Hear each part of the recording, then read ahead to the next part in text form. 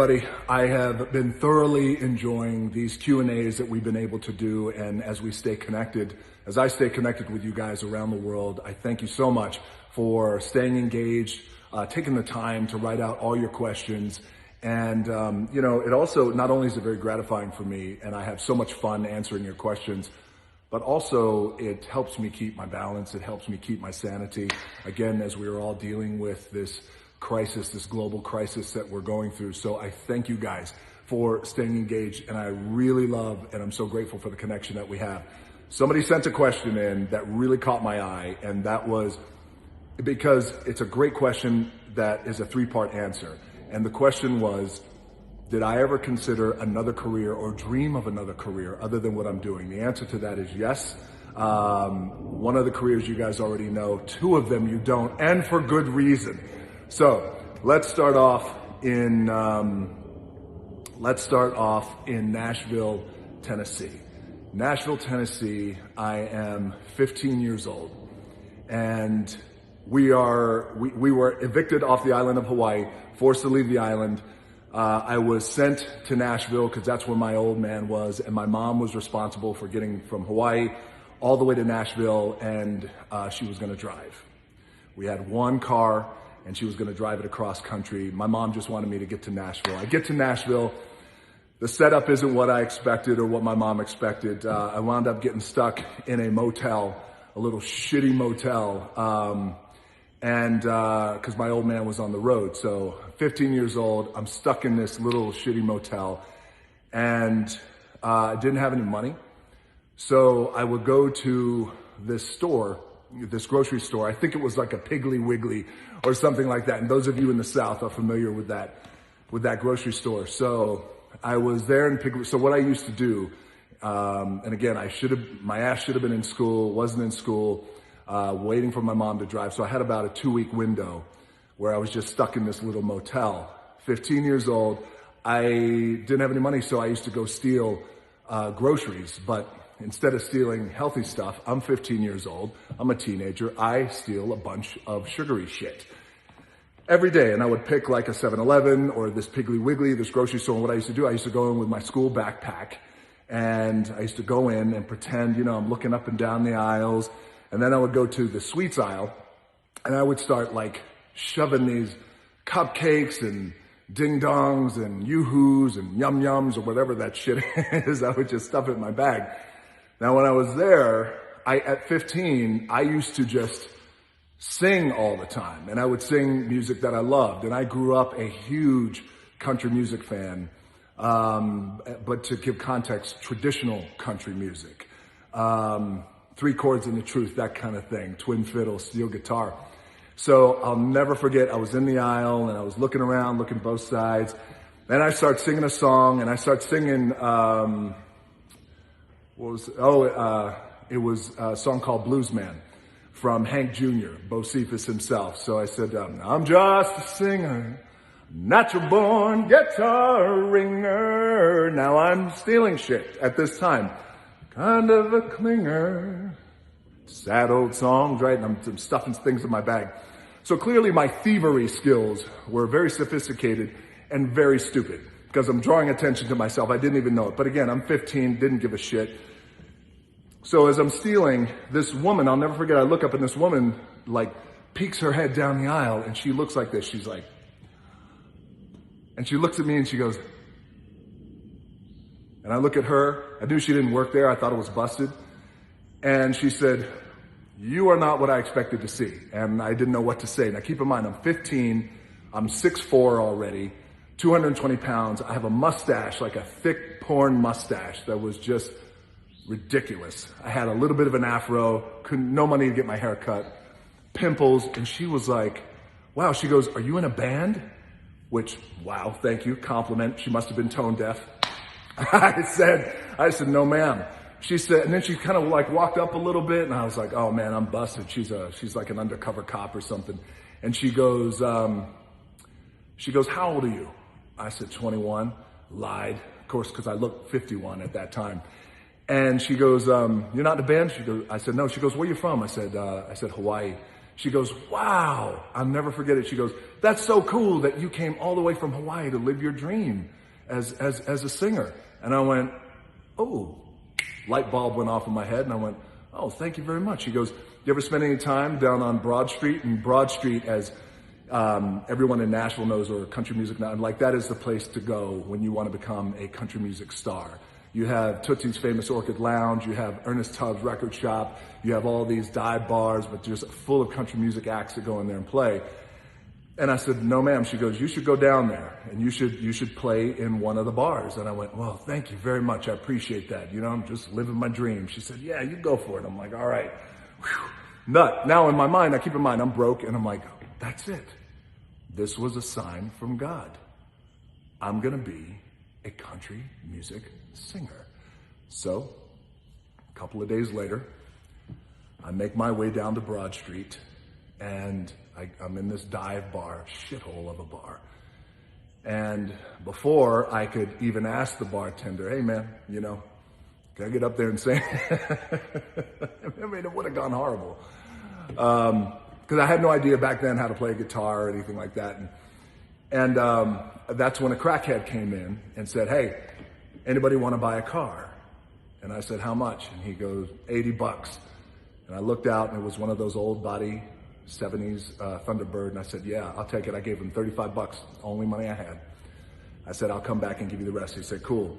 Now I've told that crackhead story a few times, but after that, the car was probably stolen. And the next day when I dumped that car, I said to myself, man, I can't go down to Broad Street anymore. I'm going to get in trouble or get arrested. And I had already been arrested multiple times in Hawaii. So that was the end of my country music dream.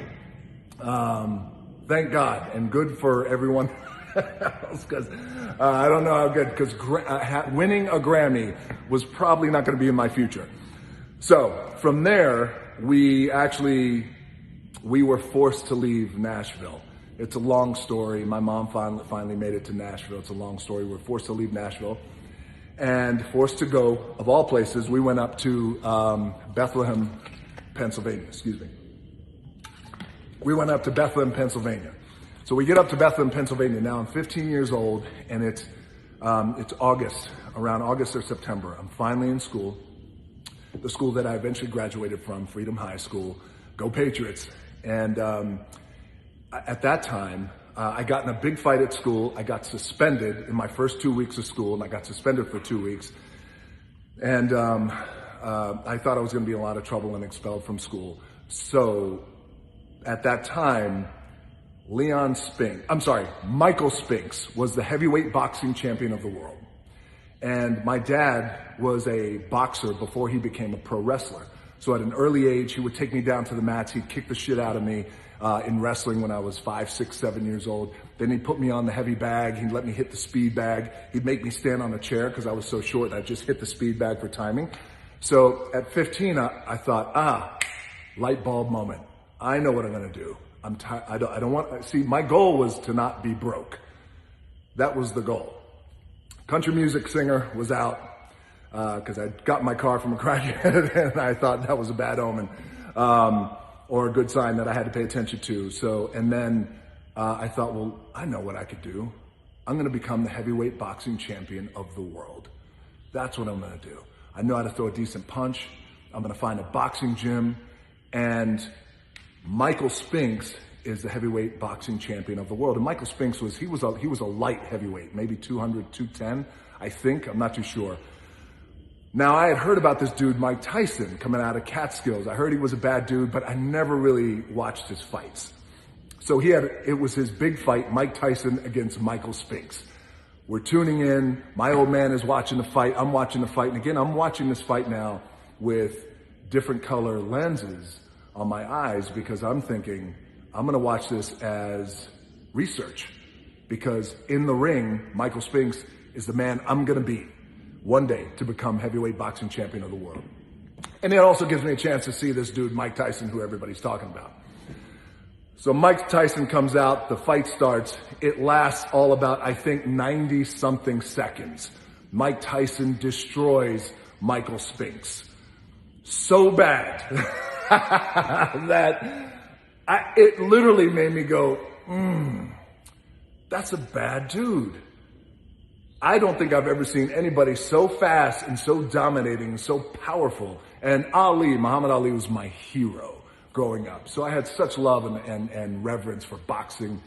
And I was like, I don't know about that. You know what? I think I'm going to play football. So thank you, Mike Tyson, for changing my mind on becoming the heavyweight champion of the world, because I would have eventually had to fight Mike Tyson. That would not have gone well for me. On to football. I became so focused on making it to the NFL. And it starts in high school. I had to get a scholarship. I played 2 years of high school football, still trying to learn the game. University of Miami came knocking on my door. Dennis Erickson, the head coach at that time, they just won the national championship. They were the bad boys, the U. I was honored to wear that on my helmet. I signed at University of Miami. I worked my ass off. We played on the greatest teams of all time at the University of Miami. And I played with some great, great players. I was ballin' and a potential starter, and I had a whole bunch of injuries, but then something happened. We moved an offensive player to defense, and his name was Warren Sapp.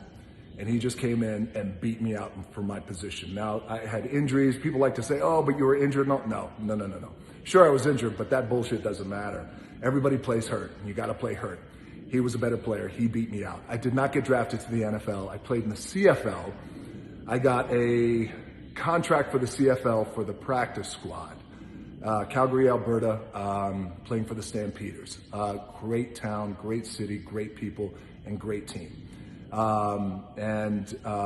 That head coach at that time, Wally Buono, became one of my mentors eventually. Bottom line is, I played up there for what we call a ham sandwich. I got cut in October, so I was up there for 3 months on the squad. We were making $200-300 Canadian a week. I was starving. 5 of us living in one apartment. And that's when I got cut from the team. That October, I got sent home, and then that's when I had $7 in my pocket. Now the $7 has become my rallying cry and my anchor of motivation, because that's what I had when I got cut, was $7. So that is my 3-part answer. At first, I was going to be a country music singer, and I still love country music to this day, and I could still hold a tune decently, especially when I sing, especially when I drink tequila. That's when I really start singing. And then I was going to become heavyweight boxing champion of the world. Then I saw Mike Tyson fight, changed my mind. Thank you, Mike.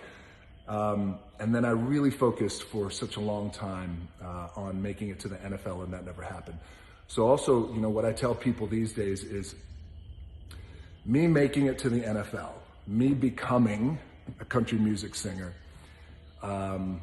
me becoming heavyweight boxing champion of the world, and me making it to the NFL were the best things that never happened, because they put me on a road and a trajectory that I would learn my life lessons, and I would become really intensely focused on other things, and not focused on what I failed at, but remembering that. So I always share with people, sometimes there's things in life that we work so hard at and we want to succeed at them, and it's our dream, it's our goal, and we just know it deep in our mana and our soul. But when they don't happen, sometimes those things are the best thing that never happened, because it sets us on a different path. And then all of a sudden we get a different job that we never knew we wanted. All of a sudden we meet somebody at that job. We become married, you have family, you have babies. Life has a funny way of working out, and the universe has a funny way of meeting you halfway in that way. So thank you guys for your questions. I appreciate it. This is almost 15 minutes of your life you will never get back. I will see you tomorrow, 3 o'clock, when we do our cheat meal Sunday. I'll bring the terramana, you bring your terramana, and I'm gonna bring a hell of a cheat meal. Thank you guys again. Most importantly, stay healthy and stay safe, my friends, and let's take care of one another. Love you guys. Thank you. See you tomorrow.